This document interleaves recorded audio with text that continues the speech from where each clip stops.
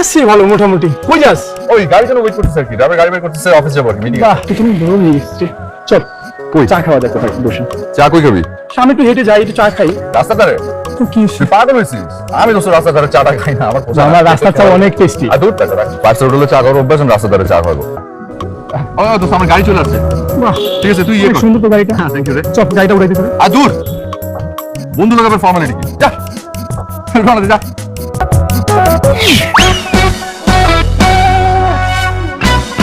কি 10-20 হাজার টাকার চাকরি নিব?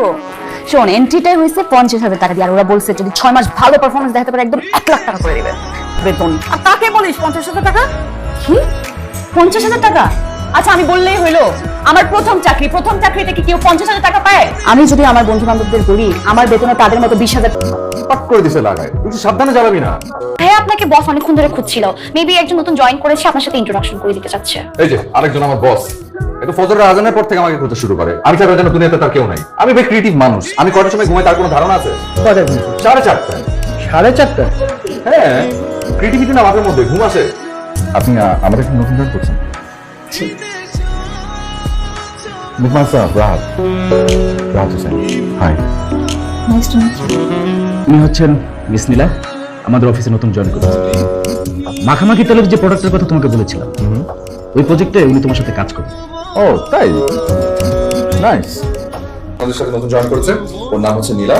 আর নীলা উনি হচ্ছেন তপন, আর ওর নাম হচ্ছে শিলা। আমাদের রিসেপশনে আছে আর কি, সমস্ত গল্প সে আছেন। লাঞ্চের পরে কাজ শুরু করি নাকি? রেডি তো হয়ে গেছে, লাঞ্চ টাঞ্চ করে তারপর আমরা স্টার্ট করি। আই হ্যাভ আ কোয়েশ্চেন, মানে এখানে লাঞ্চের ব্যবস্থা কি?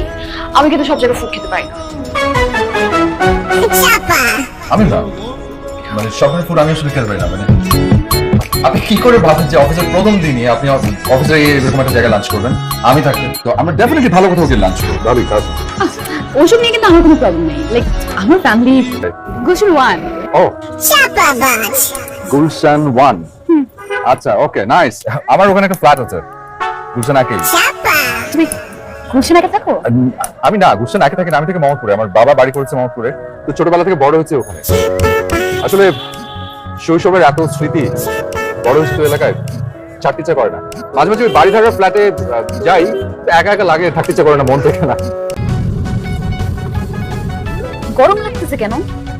এই গাড়ি ভাড়া করছি না, টাকা দিতেছি না, এসিটা একটু দেন। বাড়ান এসিটা বাড়ান, স্পিড দেন। এইভাবে একসাথে বের হচ্ছি, খাচ্ছি, সময় কাটাচ্ছি, কেউ কিছু মনে করবে না তো? আরে না, কে কি মনে করবে? আর মনে করলেও সবাই ভাবে আমরা দুজন প্রেম করছি, এর থেকে বেশি কিছু তো না। আমরা দুজন কি কলিগ, বন্ধু, এর বাইরে কিছু হতে পারি না? আমরা একজন আরেকজনকে কতটুকু বাঁচি? যতটুকু ছিল ততটুকু কি যথেষ্ট না? ঠিক আছে, চল। আজ সকাল 8টার আগে তুমি অফিসে ঢুকেছো, তুমি কি মনে করছো এই খবর আমার কাছে নেই? বস, আপনি যে এত খবর রাখেন আমি আসলে জানতাম না। তুমি কি মনে করছো তোমার অর্থনৈতিক প্রকৃত অবস্থা আমি জানি না? সবই জানি। একটা ছেলে আমার এখানে কাজ করে, তার সবকিছু না জেনে এনে রেখেছি, তাকে হয়। তারপরে তোমাকে আমার ভালো লাগে, কারণ একটাই, তুমি মেধাবী ছেলে। তুমি এসছো, বসো না। আমার আসলে তোমাকে কিছু বলার ছিল। তার আগে আমি তোমাকে কিছু কথা বলতে চাই, আমার মনে হয় তোমার শোনা দরকার। জানো,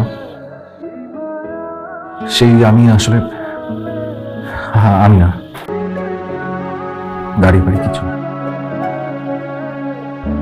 আমি খুবই খুবই নিম্নবিত্ত একটি পরিবারের সন্তান।